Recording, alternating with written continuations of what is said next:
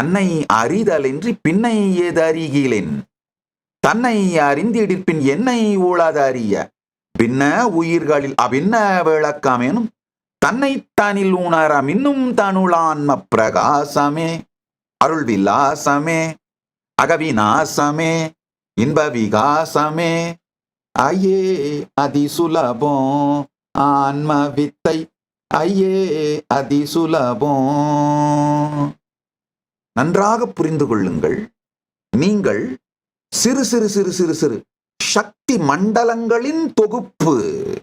நீங்க அணுக்களால் உருவாக்கப்பட்டிருக்கிறீர்கள் அப்படின்னு ஒண்ணே ஏதோ சின்ன சின்ன சின்ன சின்ன சின்ன பந்து மாதிரி இருக்கிற ஏதோ பொருட்களால உருவாக்கப்பட்டிருக்கோம் நினைச்சுக்காதீங்க. உங்களுக்கு புரியறதுக்காக அறிவியல் புத்தகங்கள் அணுக்களை ஒரு பந்து மாதிரி வரைஞ்சி காட்டுறாங்க. ஆனா அது சிறு சிறு சிறு சிறு சிறு பந்துக்களாக இல்லை. உண்மையில் அணுக்கள் எப்படி இருக்குன்னா அது ஒரு உயிர் மண்டலம், வைப்ரேஷன், ஃப்ரீக்வன்சி, எனர்ஜி ஃபீல்ட். உங்கள் எல்லா பிரச்சனைகளுக்கும் தீர்வுகளை பெற பகவான் நித்யானந்தரை கேளுங்கள். ஆஸ்க் நித்யானந்தா AI சேனலை சப்ஸ்கிரைப் செய்யுங்கள்.